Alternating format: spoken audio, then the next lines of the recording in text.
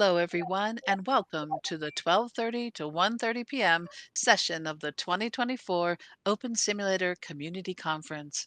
In this session, we are pleased to introduce the presentation, The Writers Panel. And, our speakers today are Mal Burns, who's moderating, Nara Malone, Dorena Bree, Shannan Albright, Lynn Thompson, and myself, Lear Lobo. Mal Burns is host of In World Review, a weekly news and discussion program mostly focused on the hypergrid, which has been running for over 15 years.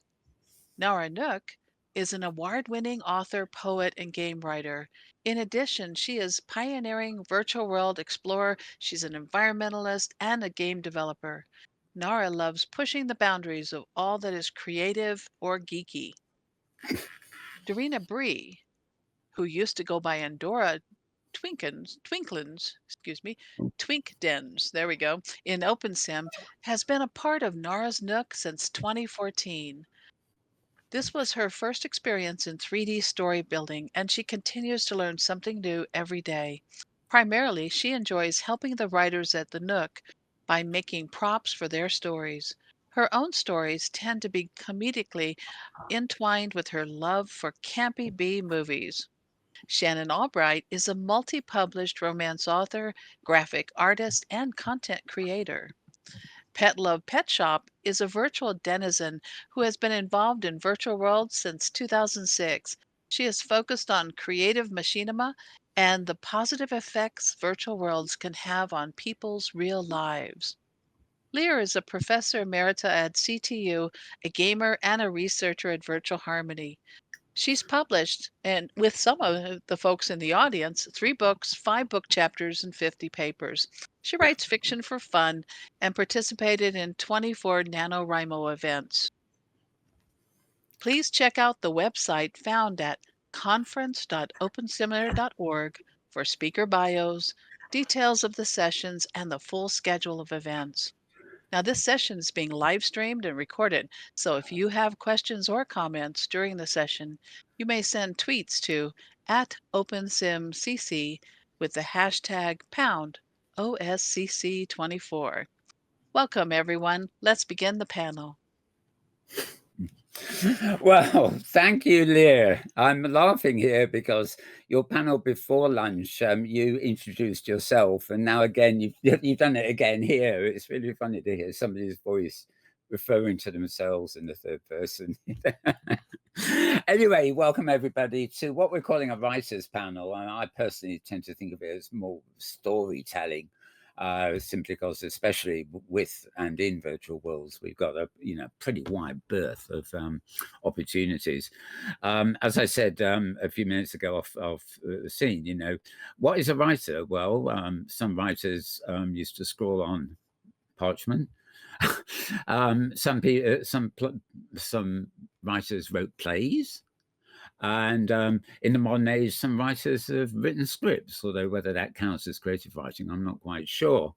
But of course, we now have an all new form of writing over and beyond the novels and everything else you think of as written.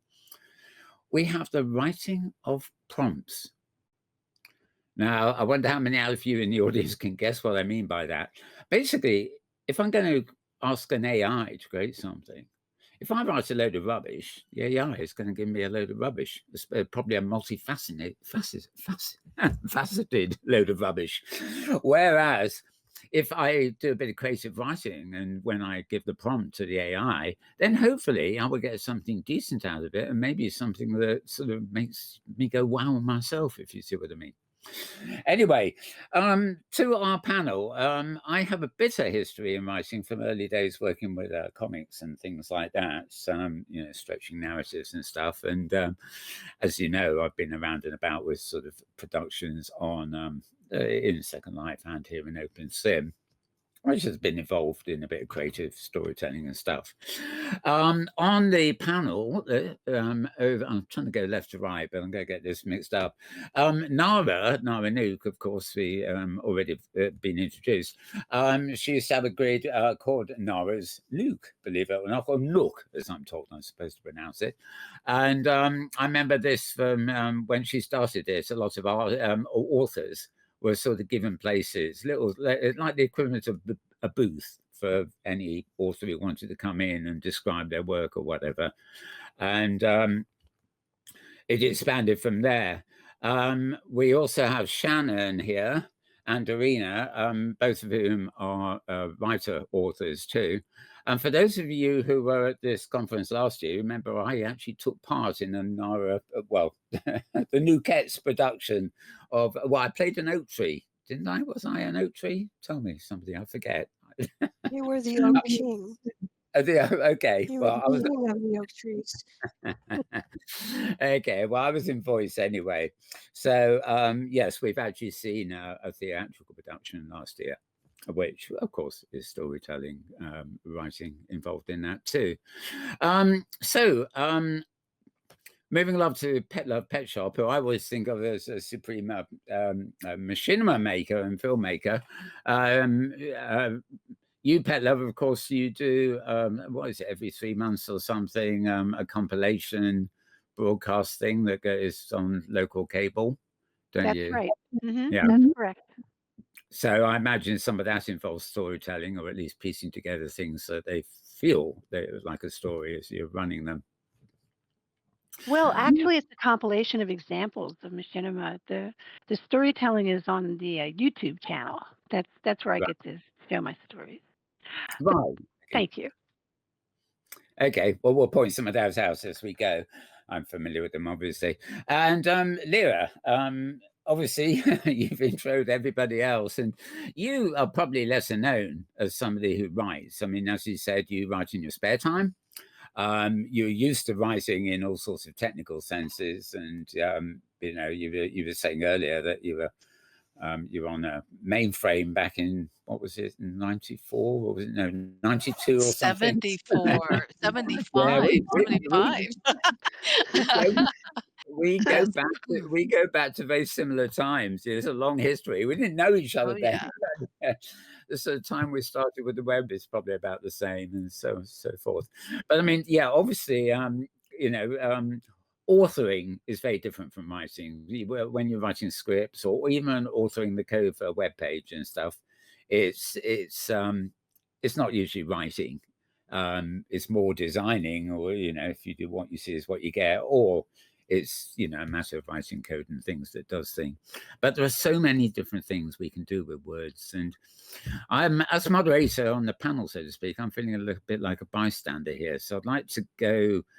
I'd like to start with Nara and just like hand the mic to you, Bree, for as long as it takes, so to speak, and just tell us what you've done and what you're doing now, with a focus on the writing side of it, things. Okay, I got started in OpenSim in about 2010, 2011, and we launched the Nook Grid, I believe, in 2011, and we were excited as authors to be able to bring our characters and worlds to life in 3D. So we would build our story worlds. Everybody would have their own regions, and like Mel said, we had a main landing region where everybody had a little pavilion that you could then teleport out to their stories or their regions. And what really got us notice was we created this, I created an avatar for a future story of mine, and we named him Robbot and put him on a patio, and you could go there and dance and talk to him because we had connected the AML 2.0 AI at the time. No. We had connected that to him so people could go and dance with Rob. And, Fred Bukowski, I think, posted a video I had taken of that. And it got our grid slammed. I mean, so many people kept coming, it kept crashing the grid. So I don't know. I guess NPCs were new at that time, and talking NPCs were maybe that might have been the first time a lot of people met a talking NPC. And we kind of moved on from there, telling 3D stories. I think that's something people So- forget, actually, that an NPC, actually, I mean, it's not quite as heavy as an avatar, but it's getting on that way. So, yeah. Sorry, I interrupted, did I? Right. So we went from there into creating 3D stories that we would tell across the hypergrid, Oh, yeah. our hypergrid story project. So people from different grids would let us put parts of stories on their grids, and you would hop from grid to grid to get the various parts of the story. Yeah. And then I think it was in 2015 we did Immersive Edge, where we actually, as a community, Open Sim, I think with 25 creators altogether, created a full length kind of movie like story that Petlove also has that in her machinima that she did for December that is like running now on the cable channel. And Oh, she also did our story from last year that we made everything an NPC, whether it was a couch or the snow that fell on the audience. It was all NPCs. So we've experimented with a lot of ways to tell stories in 3D. It's funny the way NPCs are taking on all shapes and sizes these days. There was a guy on stage yesterday, and there was a great big eagle by the podium. And, I thought, that's a lovely eagle. I'll see if I can get a copy of that. But it turned out to be an NPC, and it wanted to friend me. And I don't think it ever came into the conversation, but there it was. Yes, so that was great. And yes, the collaboration projects were really something else completely. The other thing I do remember is that I liked you were one of the first people who saw people were marveling at the railway journey thing that we saw yesterday, but you were one of the first people that actually had these screens on a prim, which were media on the prim essentially in world, and you could fool yourself in that you were walking into another world because what was on another like a web virtual world, it's a completely different virtual world, would be live on the screen and you could walk into it. Now you used it just for presentations, but the idea that you could use media on the prim as a portal to another world, that took me. Yeah, that was a lot of fun to do those. And we've developed some new ways to do it that are more immersive. So expect that in the future, maybe next year or the year after.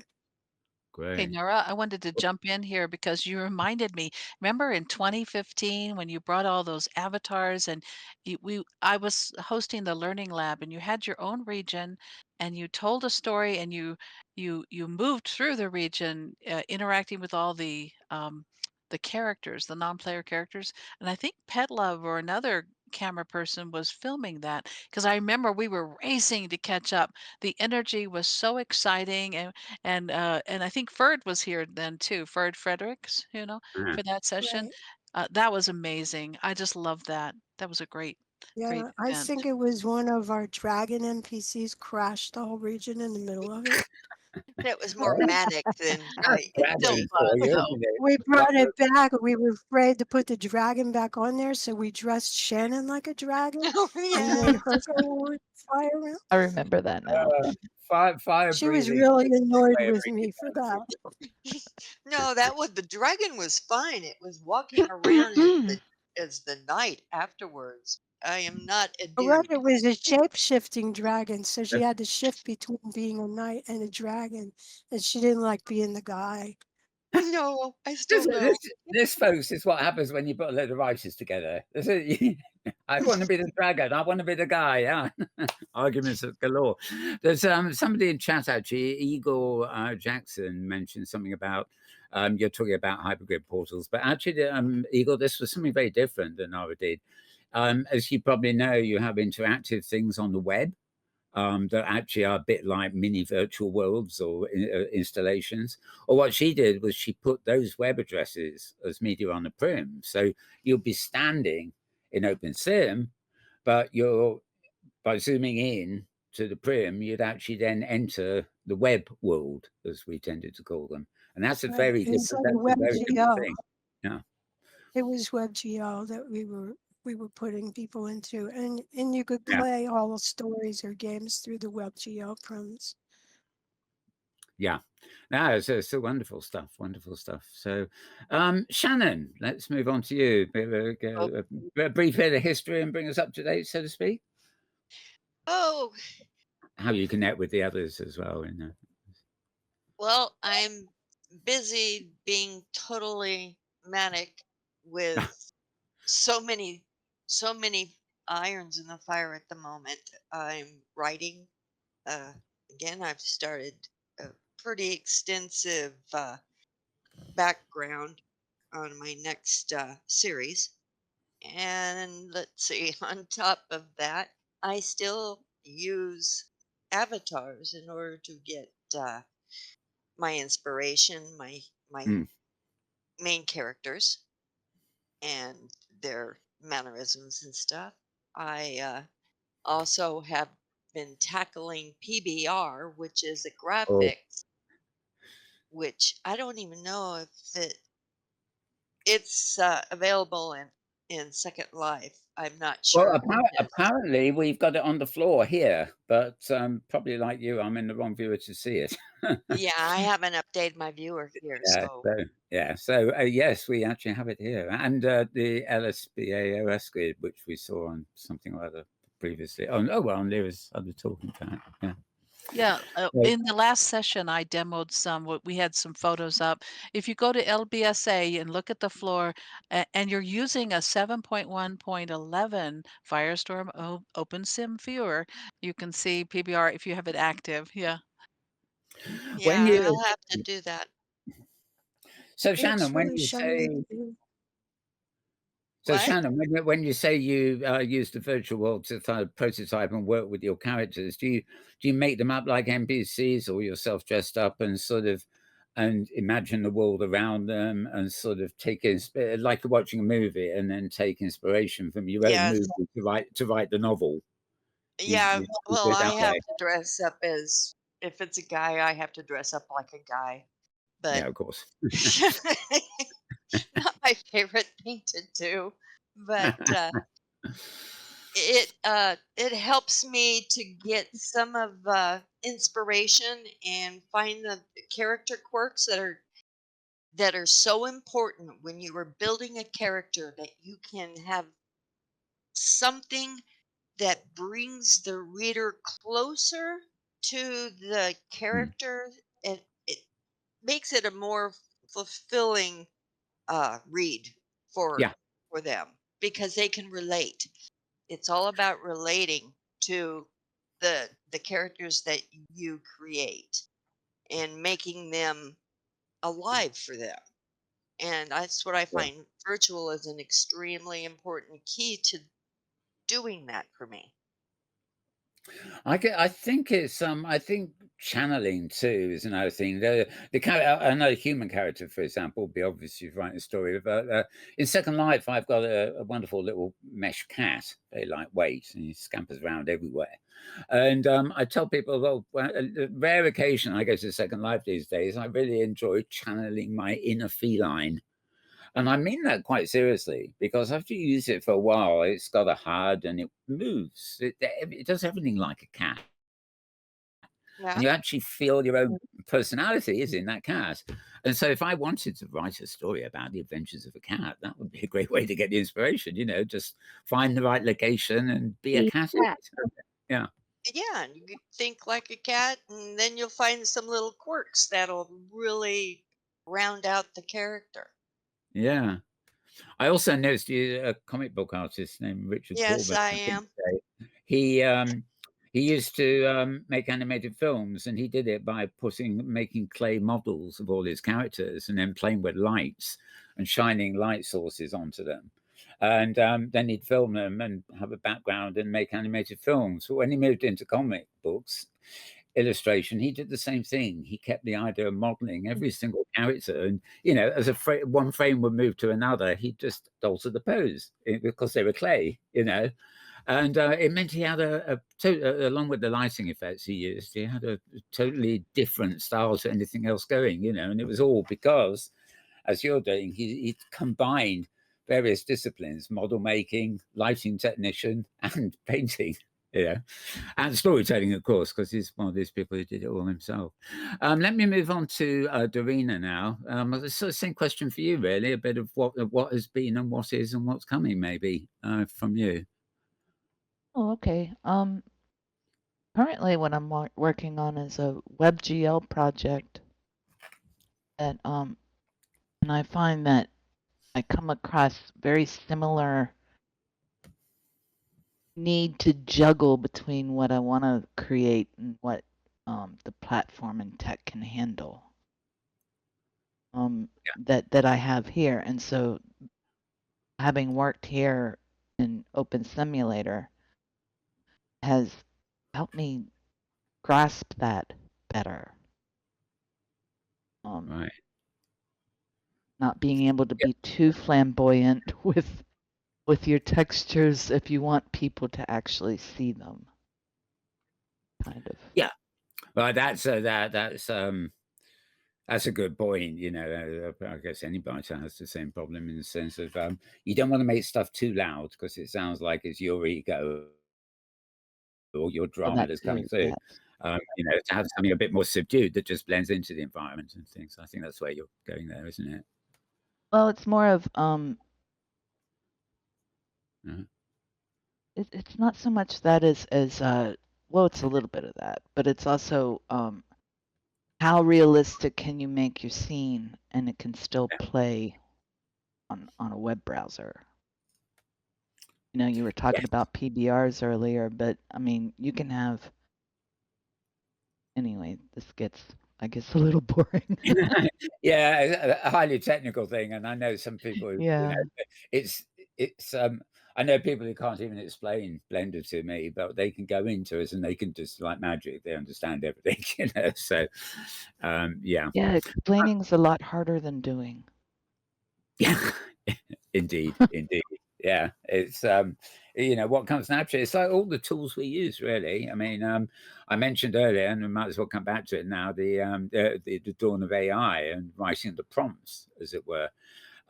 This is new tools, and we're still learning, for better and worse, what AI can do very quickly.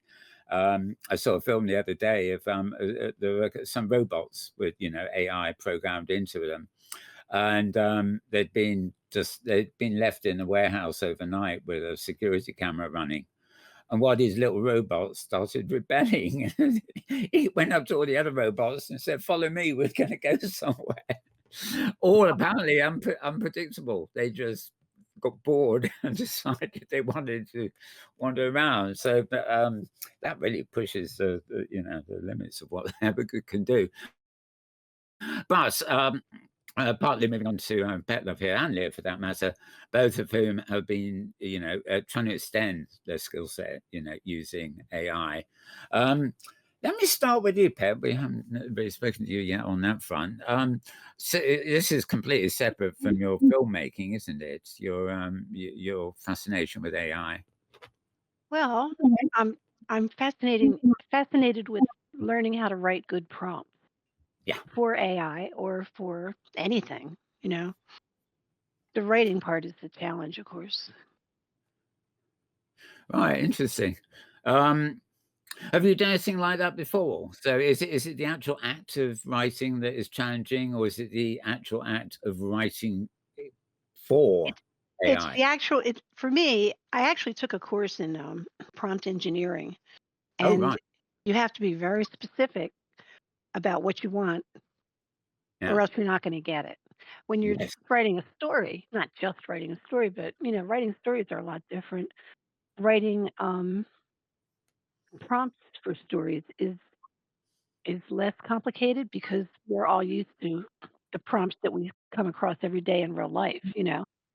But when you're trying to talk to an Right. AI who can know the difference between chocolate and vanilla, but maybe not what you want them to do with it, you know, you have to really hone it. And so that's the fascination with prompt engineering for me, if that How, makes sense. how, yeah, yeah, no, that makes perfect Mhm. sense. As somebody who hasn't actually done this, um, how, you know, say you want to write a decent prompt, right, to get an IA to create something with you, for you, whatever. Um, what's the length of information that you have to include in a prompt? Because I imagine to get something really different and unique, you need the more information in the prompts, you know. So because we all know AI sources stuff from everything in the everything in the world it knows. But presumably the more things you pack into the montage, so to speak, the more unique work you get out. Right. That's the way it is. Writing a prompt for an NPC, again, that's the human side of the coin. Yeah. It's hard enough to do programming, right? I've never done anything with an NPC, but with an AI that has no embodiment, no growing up through life experience, Yeah. it's just it's I don't want to use the word sterile environment to work in, but it kind of is until you give the AI all of the information that it would need. To behave realistically, basically. Well, Yeah. like people at least, yeah. I remember So in the old days of you probably remember this too, all of us, the old days of well, there was only Second Life then, I think. There were companies, everybody says about the golden age of companies like Orange and IBM were in Second Life, but it was that sort of period. And there were quite a few, mainstream corporations that set up a little outpost in Second Life. I don't yeah. don't quite know what the intention was, but long before AI, they would, they'd code script a receptionist. And when you walk in the building, the receptionist will say hello, and you say hello back. And if she didn't hear properly, she'd say hello again. And maybe 2 or 3 sentences that really got you nowhere. It wasn't like she said, "Oh, you need to see Fred Bloggs. Let me take you to Fred Bloggs or make an appointment." Nothing like that. It was really rudimentary. But I suddenly think, that was what 10, 15 years ago, and Yeah. people gave up. But if they stuck with it, they'd probably be running AIs all over Lindenwood right now. Maybe they'll come back. Yeah, might ask Philip that one. Yeah, that's interesting. Okay, well, back to you, Lyra, because again, we're on the AI thing. I mean, but you've spoken to me quite at length about this on other occasions too. But Well, but obviously, I know you like coding, prompting, illustrations in AI, for example. But over and beyond that, the other things you're working on include, as you mentioned at the beginning, you do write stories, fiction too, mostly for your own amusement. How does all this blend together for you? I mean, are you doing something that is both writing and the AI stuff mixed together, or the individual sort of pursuits at the moment? in virtual worlds, we live the story. And that's what fascinated me about these authors and their work is that they see this multidimensional experience. So they craft the words that people read in their books, their text, and they visualize how that emotion would feel. And it's this multi-sensory experience that fascinates me. Now, I worked with the Ramapo project and I scripted bots for the 800 eighth graders to use. And my bots didn't just patrol and interact with people, they also would say things. And I anchored them with a tool called Pandora bots back in the day. Huh. And I would go into that tool and train it. And so I would tell it everything it needed to know. Think of it as just fields in a database, but it would answer in full sentences because it had AI in it. And I'm so sorry I can't type this while talking, but there we are. And so that gave a sense of deep immersion for the eighth graders who were studying most of their classes in a virtual world for 2 years, 2 different sets of classes, and that was my first introduction to doing that. I've worked with quite a few bots, and I teach AI doctoral classes in real world problem solving, but we won't go into that. So the Anything reason you don't do? Sorry. well, I'm fascinated with how our world works and the wonderful creations of these authors. I've bought their books. I love their stories. It doesn't matter if it's romance, if it's sci-fi, if it's, a mystery, whatever it is, I want that experience. And quite frankly, I spent 18 years going to writers' conferences for my vacation to hobnob with my favorite writers, have lunch and dinner with them, and learn everything from the stories, screenplays, you name it. And it was an exciting experience. So I'm thrilled to be here today with them. Okay, well, let's move a bit more towards the future of where the future of what writers and things can do, in this environment. some time ago, I had a sort of what was it, 5x5 bar region on one of Fred Beckhausen's grids. Well, it was mine. It's an old computer, and I was just taking mesh and sculpty forms and throwing them around from the air like a god, making a world, and then going down and fine tweaking it, because obviously done from the air it didn't look good. But everything I was doing there was like a sort of set for an invisible movie in my mind. You know what I mean? So there's a lot of space to play with. So each of the sets could be actually quite a big one. But I could imagine stories taking place over this vast, 5x5 region. And, but I think not that many people came. I think Safari came once, but I mean, it was on an old computer. 6 avatars was going to sweat it anyway. But it always led me to this idea of a hidden history in the environment. So I was writing in my mind, if you like. And what I did is I produced a few little vignettes on note cards, and I hid them at various places around this giant region. And they would be short stories, about something that happened at some time in place where the person that finds the card is standing, and most of the cards would actually link to another chapter in another card yet to be found. They were sort of self-contained, but they tended to give clues to a greater story that I actually never finished. But this isn't about me, but that's an example of something I dreamt up that I thought would be, could be a huge developing story. And the key to it was I wanted people to come in and contribute chapters. Like, you're editing a book and it's an anthology, and you want to approach various authors you like to write a short story for the anthology. And I wanted to do this through just short things on note cards, but somehow link them together. And the thing that stopped me doing it is the fact it really requires collaboration of a vast number of people to do a project like that effectively. So I wonder if any of you here have actually got ideas for something that's a bit grander than what you're individually doing, that you would like to encourage collaboration on, for example. And I know, Nara, of course, you automatically have done that anyway. Yeah, that was pretty much what we were doing with hypergrid stories. We would, in the immersive edge one, it was kind of, we asked everybody to take a part of the story, like the introduction of the story, or the dark moment of the story, or the happy resolution. So everybody would pick a section of the story and build a region around that idea, and put the characters in that story through some kind of conflict in that scene that would have to be resolved by the end of their scene, and then pass them to the next region. And so Right. it kind of worked what you thought. And then when they got all done making their scenes, Shannan and I wrote the story to fit the scene. Like, there was no real story.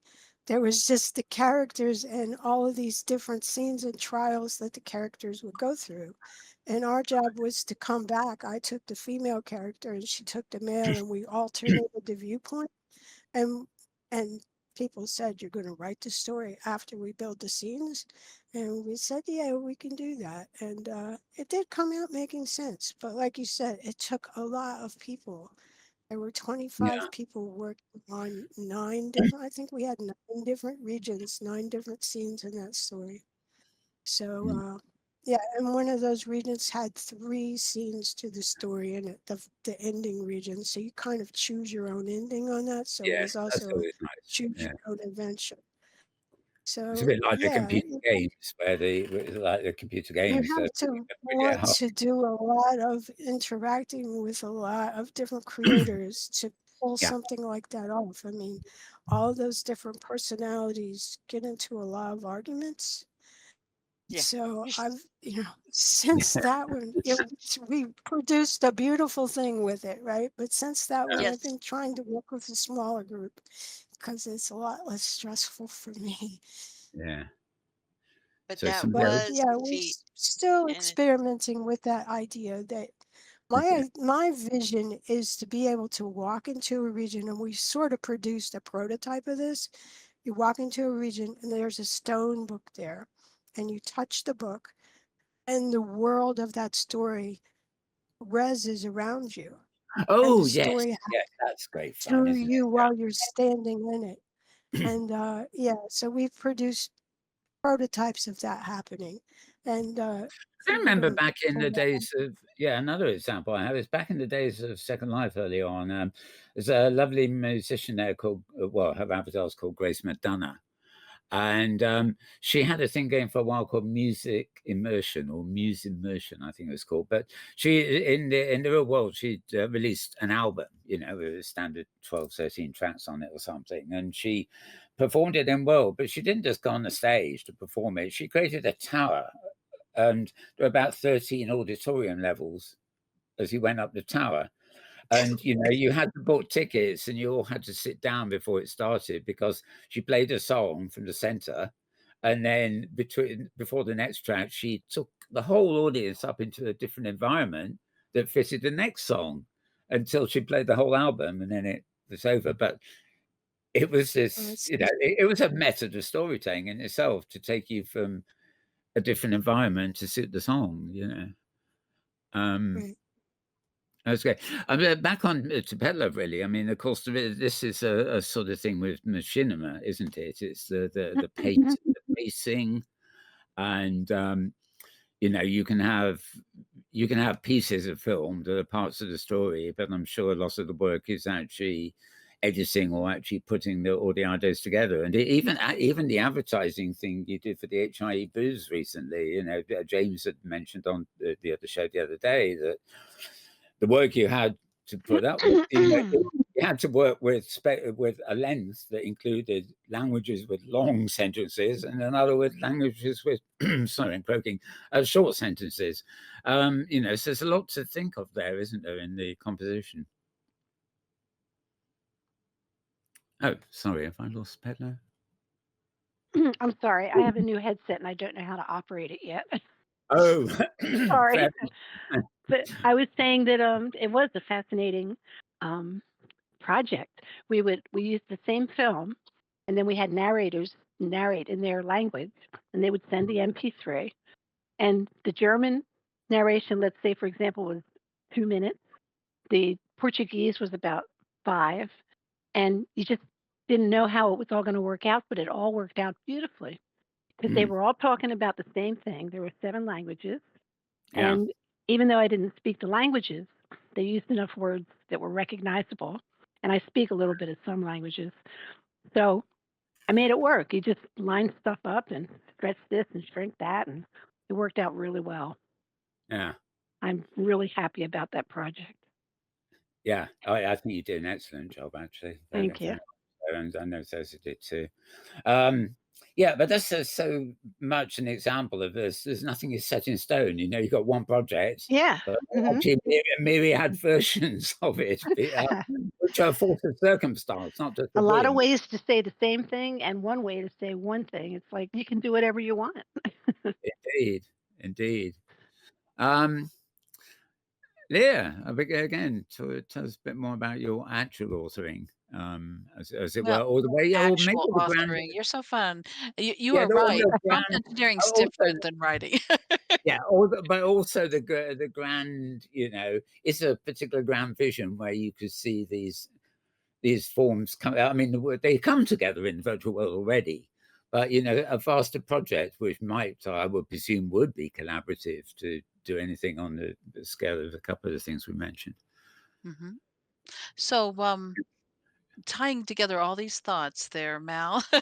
Yeah, For yeah, I prompt know. engineering, one of the things I've noticed is the need to describe emotion and color, especially if you want certain colors to represent certain emotions. It's kind of like what Dorena was talking about with her WebGL. She sees it in such grand senses, and of course, we have to scale it down for performance. As far as my writing, I participate in NaNoWriMo, and I was in critique groups, and for several years, I would drive up to Denver for one once a week, and I love it. I In my game work, every game has a story. It doesn't make a difference if it's an arcade game or a role playing game. There's a story. There's a reason why Pac-Man's running around being chased by ghosts.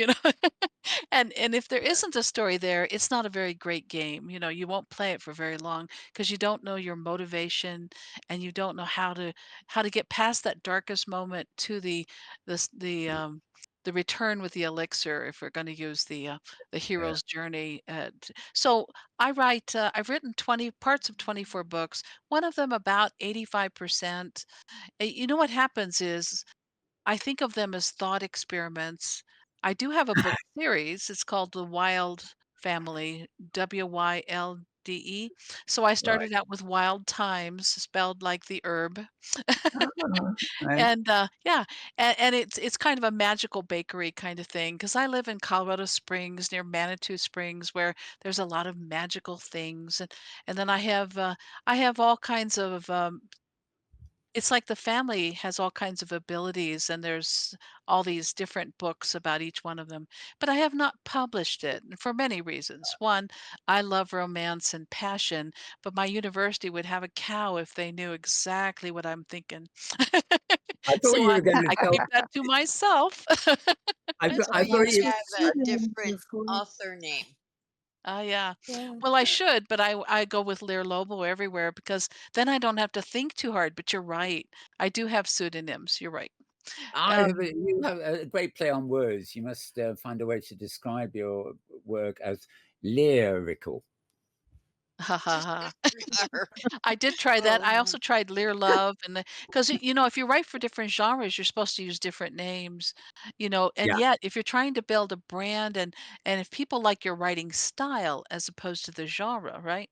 Then Hmm. the question is, do you really want to be known for yourself? And I can't make up my mind, so I just write for me. Yeah. Yeah. Well, I think it might be style, which often shows through, but it might just be sheer skill. Mhm. If you read a novel that's been so skillfully put together, you know, you would want to read another novel, even if it's a different genre, just because you know that author has skill, you know, to work or the plot, you know, and surprise you and that kind of thing. Okay, well, we're not even 10 minutes now. It's probably more like five. Believe it or not, there's six of us on the panel, and we're stuck with 50 minutes. Doesn't quite divide. It's barely 10 minutes each. So I think we'll just quickly go around and each of us and sort of maybe just describe what you're doing right now and what you see coming in the future, either hypothetically or stuff you're actively working on. So again, well, I'll start with Dorena this time. I'm going down my ABC list here. So Dorena. Well, I think I talked a little bit about what I'm doing currently, but it is in reference to doing a video game collaboration. Right. Um, and yeah, we'll see how this goes. It's a lot of work. Yeah. I'm even learning a little coding. Yeah. So, and that's kind of how I take things is I want to make my learning fun. Exactly. Well, as you say, you've Leah talks about this all the while, but you know, you've reiterated the point that to get half of these things done, it is about collaboration. You know, and Yeah. that is something that the virtual world really allows us. You can collaborate with five other people and they're in different corners of the planet, but you can put them in the same Yes. environment. One person can handle terrain, one So person can exciting. do characters, one can do dialogue. You know, the collaboration works because you're all in the real space at a real time. And even most of the other game worlds don't allow you to do that. Where else can you res a prim, give permissions to somebody else and they can manipulate it? Somebody else manipulates it further. No other world except for Second Life can do that. So that's probably one of the unique factors in OpenSim. Okay, moving down the list, so to speak. Nara. Again, anything on the immediate horizon? Yes. I'm Ideals working or with real? Dorena on the game project. We call it the PH project for now. And it's sort of like a modern day Frankenstein thing. And writing like Shannon, I'm adding a new novel to my Pantherian series. So this would be like my eighth novel. And what else? Oh, I just finished writing and illustrating a children's book. That's under a different author name. So I have to keep the two personas totally separate. So I'm not going to Right. share that name with you. And yeah, Okay. Renee, I mean Shannon. I've got to get my names right, haven't I? Look at the wrong list, but yeah, Shannon. Again, immediate future or ideal future?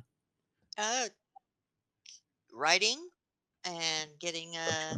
getting another book series ready to go and out the door. Between that and substance painter, PBR, blender. Yeah, I've got an awful lot of stuff on my plate. Right. Yeah, it seems I know an awful lot of people who are working in Blender now. People I hadn't at one point even assumed they would be doing that stuff. But anyway, okay. So pet love again, I think. Now, Yeah. future, what's coming up now or in the future, either practically or the ideal. Ideally, I'll finish 5 films in the next 3 months.